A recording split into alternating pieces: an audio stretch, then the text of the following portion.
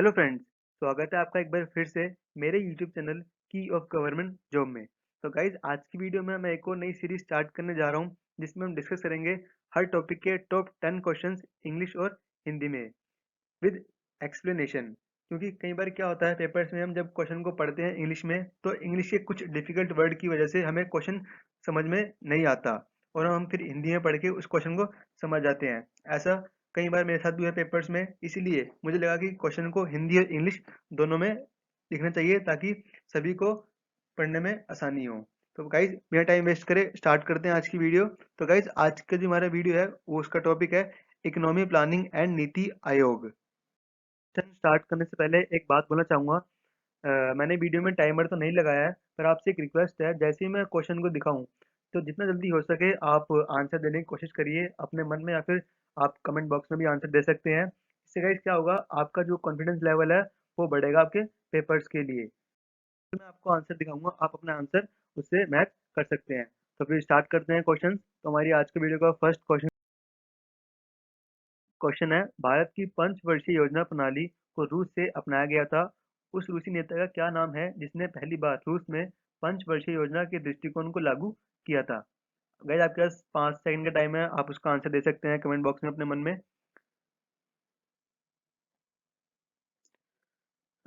तो गाइज इसका आंसर है ऑप्शन बी, जोसेफ स्टेलिन। तो गाइज क्वेश्चन ये था कि जो इंडिया ने 5 ईयर प्लान है वो रशिया से लिया है। हमें ये बताना है कि जो रशिया में वो जो 5 ईयर प्लान था वो किसने इम्प्लीमेंट किया था, किसने लागू किया था। तो गाइज इसका सही आंसर है ऑप्शन बी, जोसेफ स्टेलिन।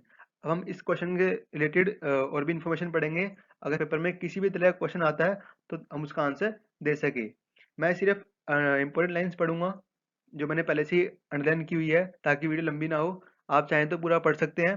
तो पहला पॉइंट है, जोसेफ स्टेलिन 1922 से लेकर 1953 first implement the vision of 5 year plan in 1925 में जो है जोसेफ स्टेलिन ने 5 ईयर प्लान का सबसे पहले इम्प्लीमेंट किया था।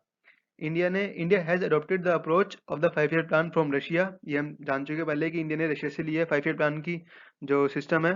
उसके बाद गाइस बोला गया है अंडर ही एस्टेब्लिश प्लानिंग कमीशन इन 1925, मतलब कि जोसेफ स्टेलिन ने 1925 में जो है प्लानिंग कमीशन वहाँ पे एस्टेब्लिश करी थी।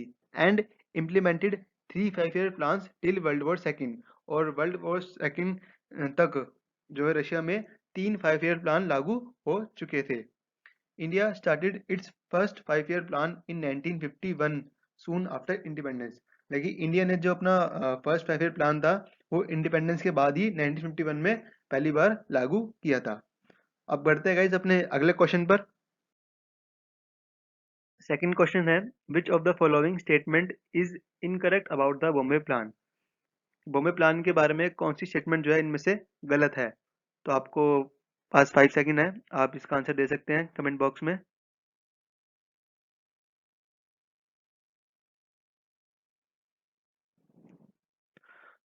तो गाइज इसका सही आंसर है option C, the Bombay plan was not in favour of the role of government in the economy.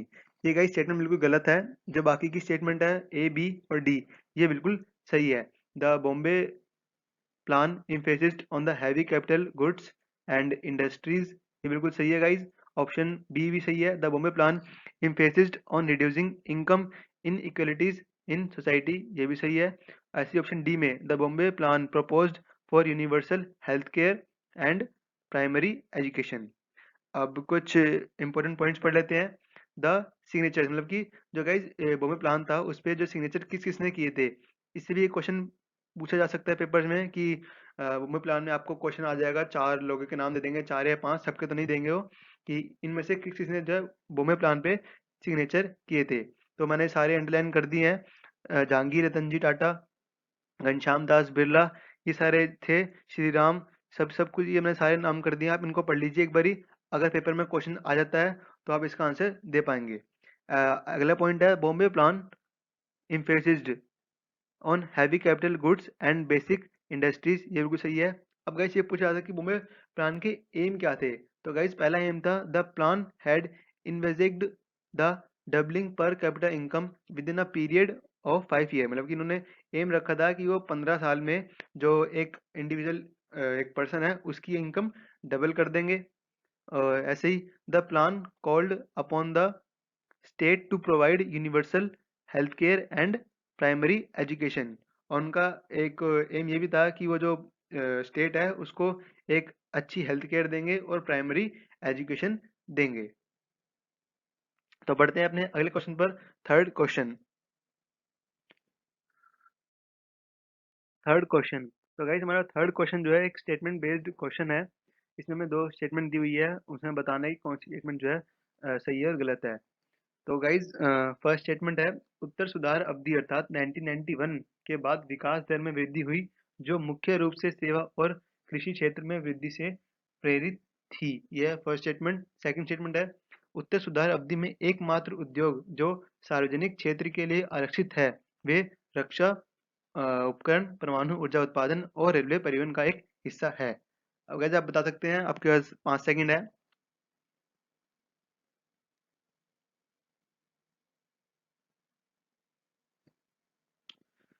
तो गाइज इसका सही आंसर है ऑप्शन बी, केवल दो, मतलब कि ओनली सेकंड जो है स्टेटमेंट जो है सही है। इसका मतलब फर्स्ट स्टेटमेंट जो है वो गलत है। अब इसका थोड़ा पॉइंट्स पढ़ लेते हैं नीचे। The post 1991 India witnessed a rapid growth GDP on a continual basis of 2 decades.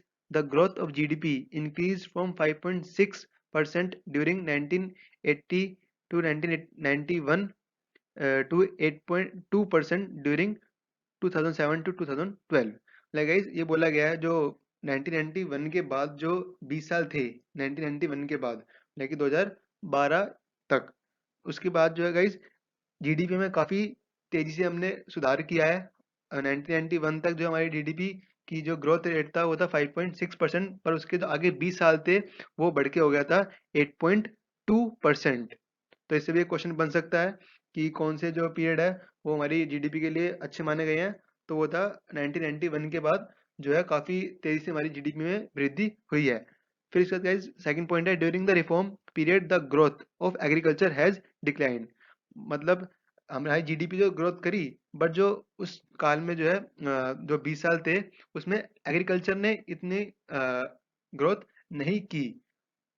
और गाइज हमें क्वेश्चन और फिर स्टेटमेंट रख दिया है जो इंडिकेट करता है that the growth is mainly driven by growth in the service sector. मतलब कि जो 20 साल की जो जीडीपी हमारी ग्रोथ हो रही थी वो मेनली किस में हो रही थी, सर्विस सेक्टर में ग्रोथ हो रही थी, ना कि जो है एग्रीकल्चर में हो रही थी। इसलिए गाइज पहली स्टेटमेंट हमारी गलत है। उसमें बोला गया था जो 20 साल में जो हमारी जीडीपी बढ़ी है वो सिर्फ एग्रीकल्चर की वजह से बढ़ी है।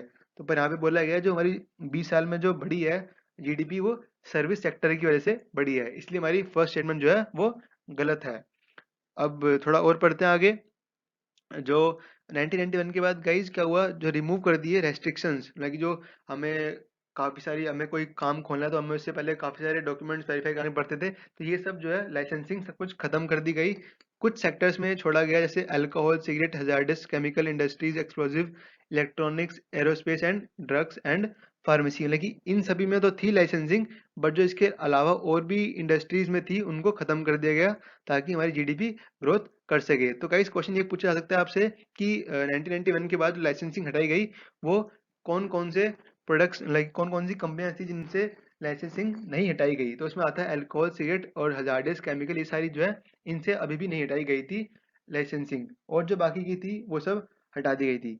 The only industry which are now reserve for public sector, लेकिन उस टाइम पे जो इंडस्ट्री थी सिर्फ पब्लिक सेक्टर के लिए कौन कौन सी रिजर्व थी, वो थी एक part defence equipment, atomic energy generation and railway transport. ये गाइस तीन थी जो सिर्फ पब्लिक सेक्टर के लिए रिजर्व्ड की गई थी।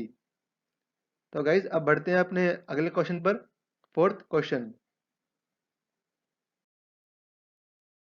Fourth question, which of the following is not a function of NITI आयोग। हमें बताना है कि इनमें से कौन सा जो है फंक्शन नहीं है नीति आयोग का। आपके पास 5 सेकंड है, आप अपना आंसर दे सकते हैं कमेंट बॉक्स में।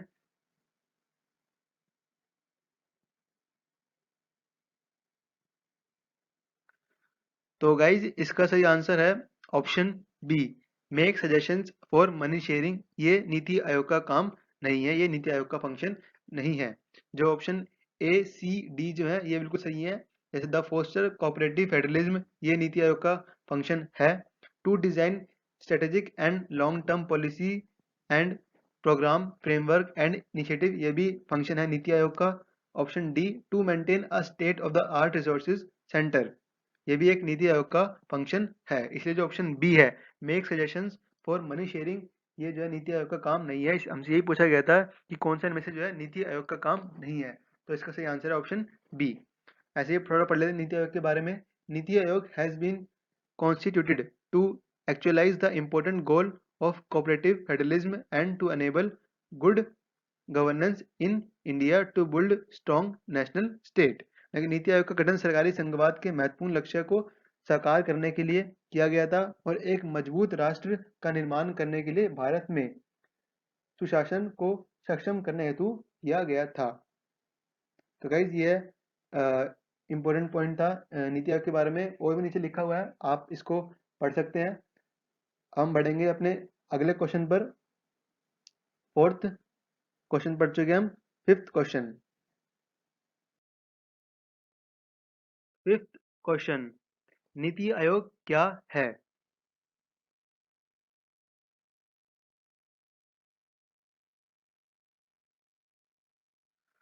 तो गाइज इसका सही आंसर है ऑप्शन सी, नीति Aayog is a executive body. NITI Aayog एक जो है कार्यकारी निकाय है। और आप पढ़ लेते हैं इसके बारे में। NITI Aayog is an executive body. These types of bodies are formed by executive resolution और एक्शन, मतलब कि जो ये एक एग्जीक्यूटिव बॉडी है और इस टाइप की जो बॉडीज है ये बनाई जाती है एग्जीक्यूटिव रिजोल्यूशन या एक्शन के द्वारा। और गाइस नीति आयोग का एम क्या है, हम पहले क्वेश्चन में पढ़ चुके हैं। To achieve sustainable development goals with cooperative federalism. अब बढ़ते हैं गाइस अपने अगले क्वेश्चन पर। Sixth question. Sixth question guys, sixth question हमारा स्टेटमेंट बेस्ड क्वेश्चन है।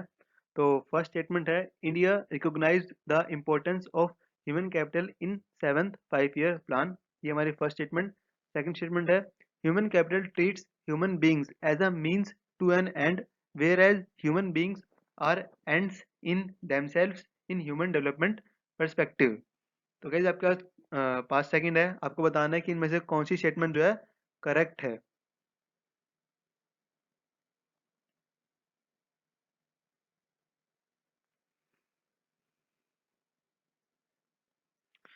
तो गाइज इसका सही आंसर है option C, both first and second, मतलब कि जो फर्स्ट और सेकंड स्टेटमेंट है ये दोनों की दोनों स्टेटमेंट सही है। हमारी फर्स्ट स्टेटमेंट है, भारत ने 7वीं पंचवर्षीय योजना मतलब कि 7th 5 ईयर प्लान में मानव पूंजी को महत्व को पहचाना, बिल्कुल सही है।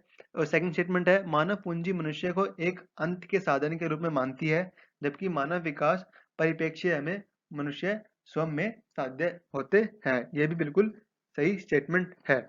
अब थोड़ा पढ़ते हैं इसके बारे में। Human capital consider education and health care as a mean to increase labour productivity.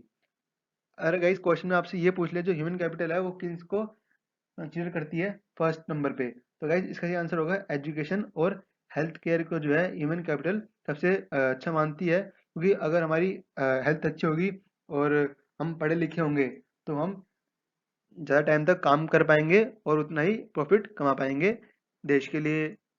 और ऐसे ही है, any investment in education and health is unproductive if it does not enhance output of goods and services.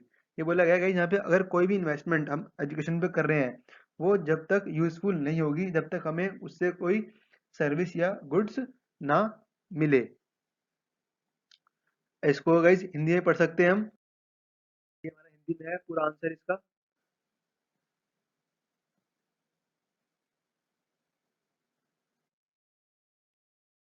Seventh question, निम्नलिखित में से कौन सा एक उद्देश्य नीति आयोग के लिए निर्धारित किए गए उद्देश्यों में से नहीं है?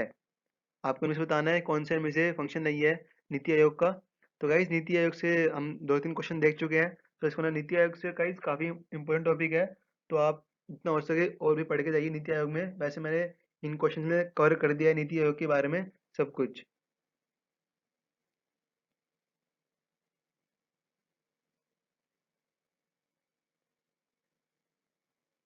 तो गाइज इसका सही आंसर है option B to evolve mechanism for sharing of taxes between the union and the states.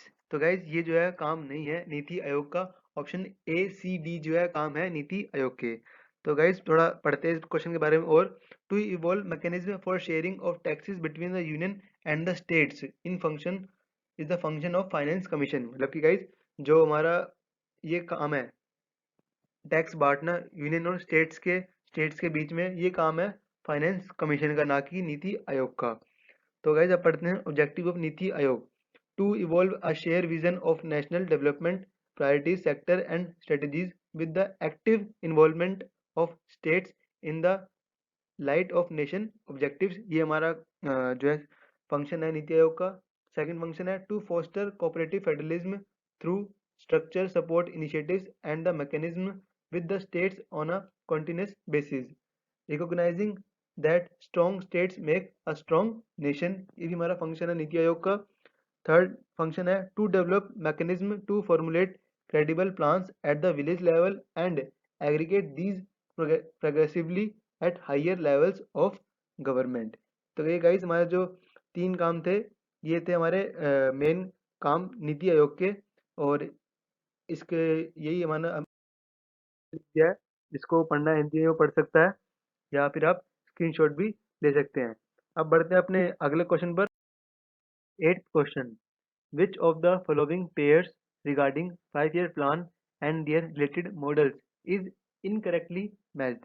हमें guys इस क्वेश्चन में बताना है कि कौन से 5 ईयर प्लान में कौन सा मॉडल यूज किया गया था। तो इनमें बताना है कि कौन सी स्टेटमेंट जो है गलत है। तो guys आपके पास 5 सेकंड्स हैं, जितनी जल्दी हो सके आप आंसर करिए इस क्वेश्चन का।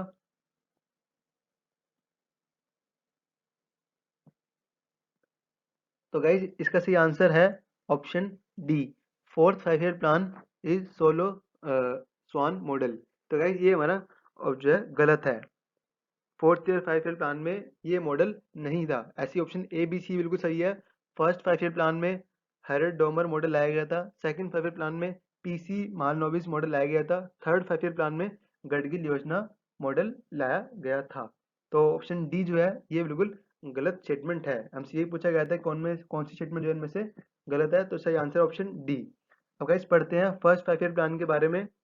1951 से लेकर 1956 it was based on Herod Domar model, ये हम पढ़ चुके हैं। और गाइज पेपर में क्वेश्चन यही पूछ सकते हैं कि जो फर्स्ट 5 ईयर प्लान था उसका मेन फोकस क्या था।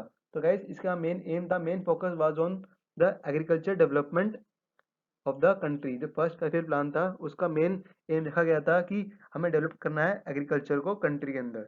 ऐसे ही सेकंड 5 ईयर प्लान था हमारा गाइज 1956 से लेकर 1961। It was based on PC Mahalanobis model. उसका गाइज मेन एम क्या था, focus on industrial development of the country. जो हमारा सेकंड 5 ईयर प्लान था उसका मेन एम था डेवलप करना हमारा इंडस्ट्रीज को कंट्री के अंदर। ऐसे ही थर्ड 5 ईयर प्लान था हमारा गाइज 1961 से लेकर 1966 तक। इट इज कॉल्ड गडगिल योजना टू मेक इकोनॉमी इंडिपेंडेंट। इसका एम था टू मेक इकोनॉमी इंडिपेंडेंट। तो गाइज थर्ड 5 ईयर प्लान के पास हमारा लाया गया प्लान हॉलीडे। ये गाइस कोई 5 ईयर प्लान नहीं था, इसके अंदर हर साल के लिए अलग अलग टारगेट रखे गए थे।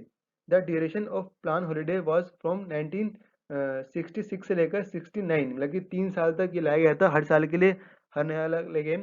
गाइस इसका लाने का कारण ये था, the reason behind the plan holiday was the Indo Pakistan war and failure of third plan. तो गाइस क्या हुआ था, तुम्हारा थर्ड 5 ईयर प्लान था वो हमारा फेल हो गया था। मतलब कि हमने जो एक एम सेट कराया था हम उसको तक नहीं पहुंच पाए थे। और उसके तुरंत बाद ही जो है इंडो पाकिस्तान वॉर भी स्टार्ट हो गई थी। तो इसलिए गाइज 5 ईयर प्लान की जगह हमने डिसाइड करा हमारी गवर्नमेंट ने कि हर साल के लिए एक नया एम रखा जाएगा ताकि हम अपनी इकोनॉमी को सुधार सकें। तो इसलिए गाइज प्लान हॉलीडे लाया गया था, हर साल के लिए अलग M.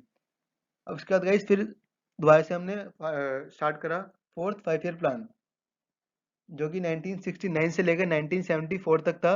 It was the period of nationalisation of bank and green revolution in India. इसका मेन फोकस था गाइज नेशनलाइजेशन करना बैंक्स का and green revolution in India. ये हिंदी में लिख दिया है, आप पढ़ सकते हैं। अब बढ़ते हैं गाइस अपने अगले क्वेश्चन पर। 10th question, which of this plan year was based on Mahalanobis model. हमें गाइस ये बताना है कि इनमें से कौन सा 5 ईयर प्लान है जो बेस्ड था मालनोबिस मॉडल पे। तो गाइस आपके पास 5 सेकंड है इसका आंसर देने के लिए।